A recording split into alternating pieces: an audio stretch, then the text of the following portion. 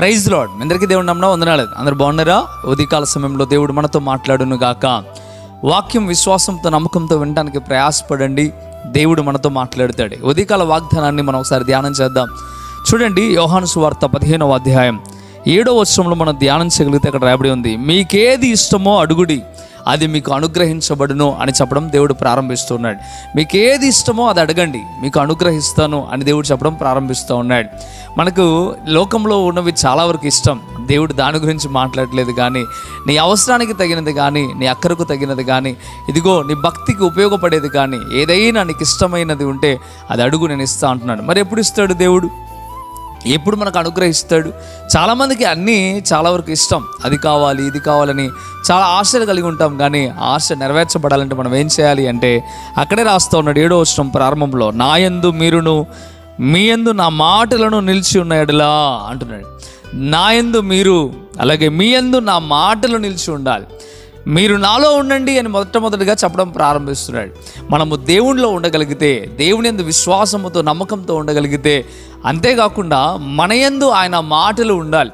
అంటే ఆయన వాక్యము మనలో ఉండాలి. ఎప్పుడైతే ఆయన వాక్యం మనలో ఉంటుందో, మనము ఆయనలో ఉంటామో, అప్పుడు మనం ఏది అడిగినా ఆయన ఇవ్వడానికి సిద్ధపడుతూ ఉన్నాడు.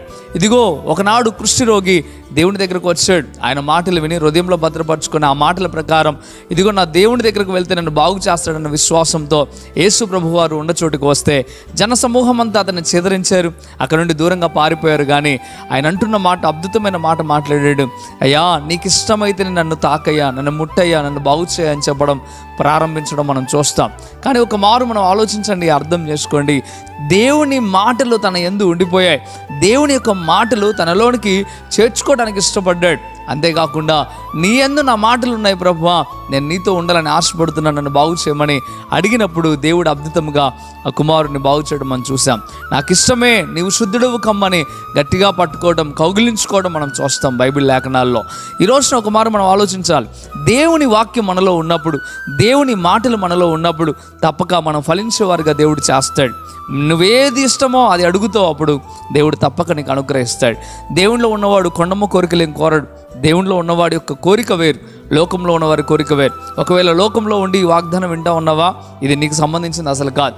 నీకు ఏది ఇష్టమో అది అడగడం కాదు. ఇక్కడ దేవుని యందు ఉండి, దేవునిలో ఉండి ఎప్పుడైతే నువ్వు అడుగుతావో అప్పుడు దేవుడు దాన్ని నీకు సఫలం చేస్తాడు, సక్సెస్ చేస్తాడు. కొంతమంది అంటారు, దేవుడిని నమ్ముకోకుండా, దేవునిలో ఉండకుండా, దేవుడు నాకు ₹1,00,000 ఇస్తే బాగుండు, దేవుడు ఇస్తాడా? ప్రార్థన చేయించుకుంటే, దేవుని దగ్గరకు వస్తే దేవుడు నాకు బిల్డింగ్ ఇస్తే బాగుండు. ఈ కోరికలు విశ్వాస సంబంధమైన వాడికి ఉండవు. దేవునిలో ఎలాగ ఉండాలో, అనుదినమైన ఆహారం విషయంలో కానీ, ఇదిగో ఎలాంటి పరిస్థితుల్లో కానీ, వీటన్నిటిని బట్టి ఆలోచించి ప్రతిదీ కూడా నేర్చుకోవడం మనం చూస్తాం. కానీ ఒక మారు మనం ఆలోచించాలా, దేవుని మాటలు మీ అందుంటే తప్పక దేవుడు మీ పక్షమున ఉండి మీ కోరిక నెరవేరుస్తాడు. అందుకే అంటున్నాడు కదా, ఆఖరిగా మరొకసారి చదువుతున్నాను ఆ వాగ్దానాన్ని, నా యందు మీరును మీ యందు నా మాటలు నిలిచిన ఎడలా ఇదిగో మీకు ఏది ఇష్టమో అడుగుడి అది మీకు అనుగ్రహించబడును. దేవుడు అనుగ్రహిస్తాడు. భయపడకు, ధైర్యంగా ఉండు. దేవుడు తప్పక నీకు అనుగ్రహిస్తాడు. నీ స్థితిగతిని మార్చబోతూ ఉన్నాడు, నీ పరిస్థితులను మార్చబోతూ ఉన్నాడు. ఆయన నీ యొక్క పరిస్థితులన్నింటినీ మార్చి గొప్ప స్థాయికి దేవుడు చేర్చబోతూ ఉన్నాడు. కనుక విశ్వాసంతో నమ్మకంతో ఎదురుచూడు. ప్రభు ఈ వాగ్దానం నీ జీవితంలో ఫలించాలని నేను కోరుకుంటున్నా. మీరు కూడా కోరుకున్నట్లయితే ప్రార్థనలోకి భవించండి. ప్రార్థన చేద్దామా?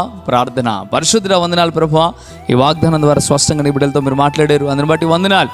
ఈ మాటలన్నీ నీ బిడ్డల జీవితంలో ఫలింపు జరుగునుగాక. ప్రభువా, వాగ్దానం ప్రకారం నడిచి ముందు కొనసాగుటకు సహాయము దయచమని, బలపరిచి స్థిరపరచమని, మేలుతో నింపమని. అయా, వారి కుటుంబాలను దీవించండి, వారి స్థితిగతులను దీవించండి, వారి పరిస్థితులని చక్కబెట్టమని బ్రతిమిలాడుతూ ఉన్నాను. మీరే అయా నీ అందు విశ్వాసం గల వారి పట్ల, నీ వాక్యాన్ని వినే వారి పట్ల మేలు చేస్తాం మీరు చెప్పారు. అటువంటి మేలు నీ బిడ్డలకు కలుగును గాక. అయా, ఈ వాగ్దానం నెరవేర్పు కలుగు చేయమని యేసయ్య నామంలో మిక్కిలి బతిమిలాడి పెట్టుకుంటున్నాము తండ్రి. ఆమేన్, ఆమేన్.